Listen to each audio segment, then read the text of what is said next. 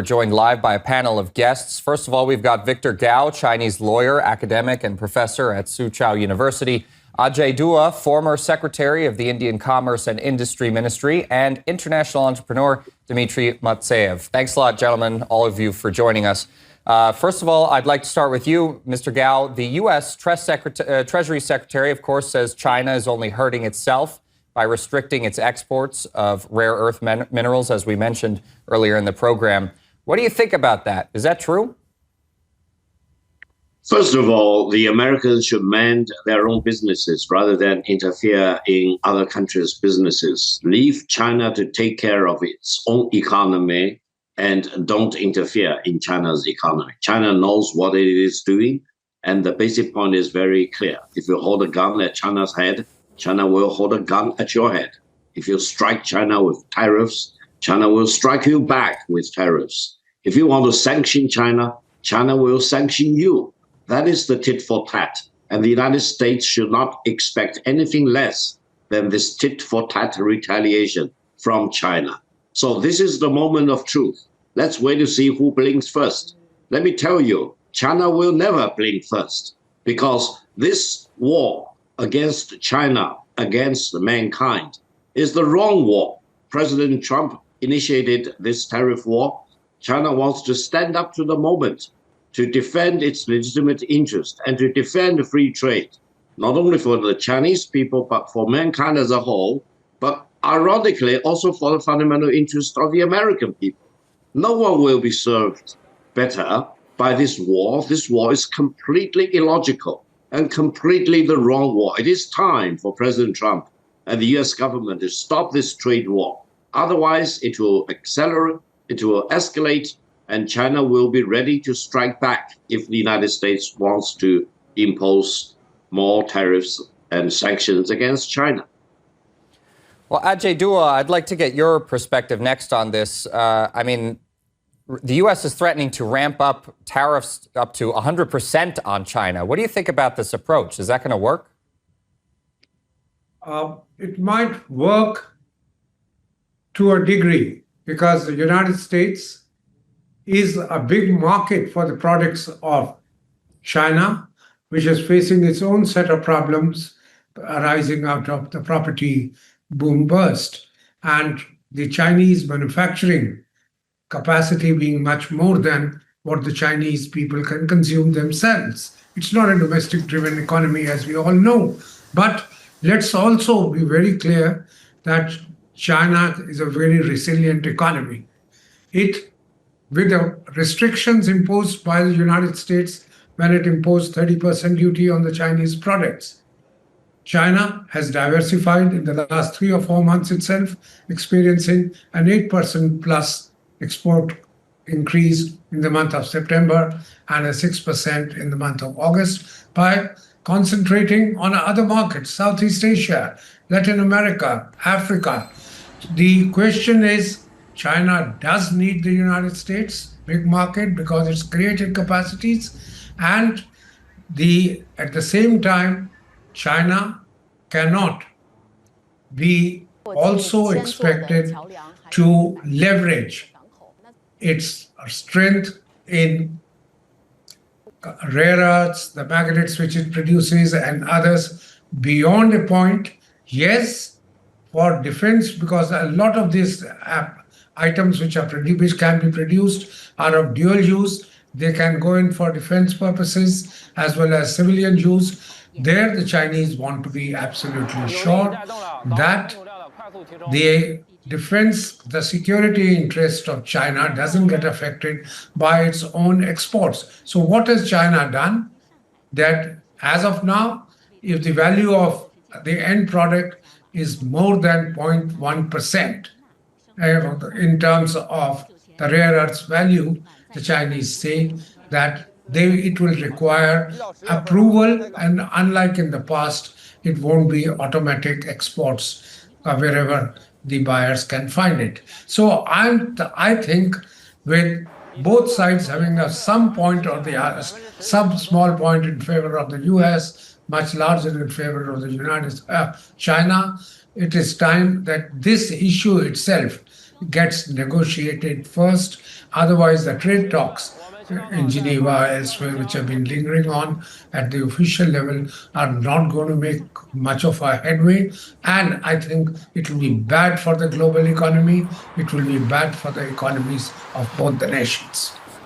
Well, Dimitri, I'd like to go to you now. I mean, staying on this topic, how likely do you think it is that an all-out trade war between the U.S. and China could take place? And if it does, what kind of consequences could we see for the international economy? Well, first of all, thank you for having me here, guys. And I think that the subject is way more deeper than just a trade war. I think that this is a global transition of power, which never goes easy. So as I see that, China is trying to build bridges while the United States is trying to build walls, because the United States thinks that it is still ahead technologically. Well, I would highly recommend U.S. officials to read the book of Henry Kissinger called On China, where the strategy of China, you could see that historically is based on a Go game, right, or right-see game, while United States is playing chess, if not doing some boxing here. So I think that the outcome of this war, so to say, will be definitely strengthening the Chinese economy. And when you were saying that the purchase power of Chinese people, well, it's huge.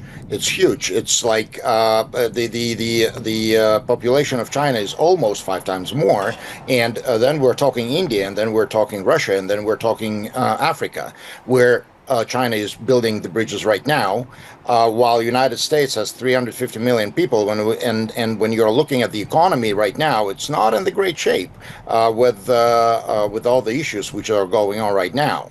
So I think that China will definitely prevail in that war, but if it starts, which I don't think it will, because it makes no sense for neither party. Well, Dimitri mentioned there, of course, that the United States is busy building walls while China's busy building bridges. Victor, what do you think about this policy by Washington? Why is the U.S. so dead set on that in the current international economic situation? Well, for many years, China is always worried if it does not have enough friends. And the Americans seem to be worried that if they do not have enough enemies. We want to be friends with everyone. We want to treat everyone as an equal. And the United States doesn't want to do that. They want to be ruling above others. They want to hold a gun at other people's head. They want to issue ultimatum one after another. Now, the other thing is that China really is building. China builds everything. China started its opening up to the outside world and economic and political reform back in 1948. And China always believes that development is the harder truth. I hope the Americans will also learn from this and try to develop rather than waging war after war in different parts of the world. The wars are very destructive. It's not going to help the Americans. For example, we are no longer in a period of conquest and the rule of the jungle, for example. We should really behave in civilized societies, treating each other as an equal. And if President Trump is serious about bringing back manufacturing jobs to the United States can learn from China better than from any other country, because China has a very solid track record of building up manufacturing capabilities since 1978, and China will be very happy to share its know-how and expertise and transfer some of these manufacturing capacities from China to the United States. But it doesn't seem that the United States is serious about really bringing back manufacturing jobs to the United States. They seem to take great delight in holding a gun at other countries' head and try to call for their complete surrender, for example. Among all the other countries, China will never surrender.